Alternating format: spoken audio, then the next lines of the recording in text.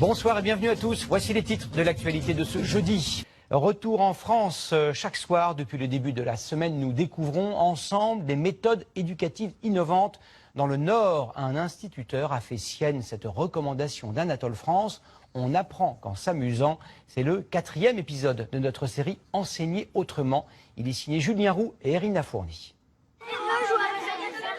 Jouer en classe, un rêve pour n'importe quel écolier, mais pour ces élèves de CE2, c'est avant tout une activité éducative. 4 x 6, ça fait 24. Donc déplace les sumo. Chaque matin, les enfants ont droit à un quart d'heure de jeu libre avant le début du cours. On range les jeux, on s'installe à sa place.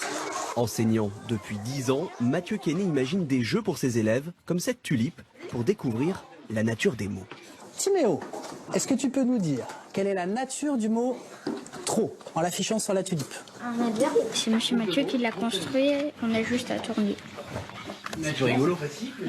Aussi. Les enfants bougent les doigts, manipulent, ils vont pouvoir se déplacer puisqu'ils vont venir au tableau avec la tulipe. Donc on est dans la pédagogie active. Ils sont concentrés, intéressés et par ce biais-là, en fait, ça leur permet de construire des apprentissages. C'est des jeux de vocabulaire, de maths, un petit peu de tout, quoi. Donc on apprend mieux et on peut mémoriser mieux.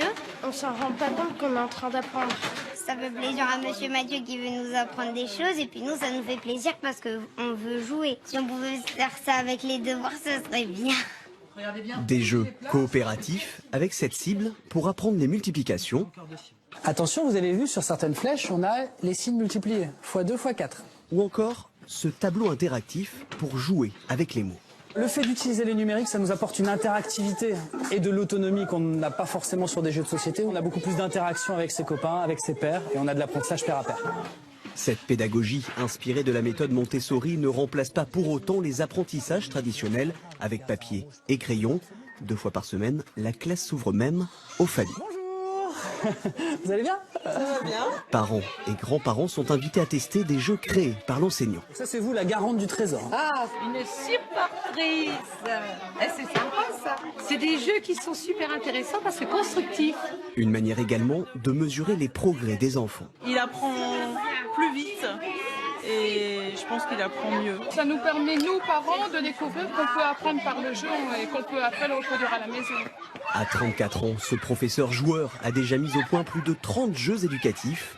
Ultime consécration, des éditeurs ont décidé de commercialiser une dizaine de ses créations. À bientôt.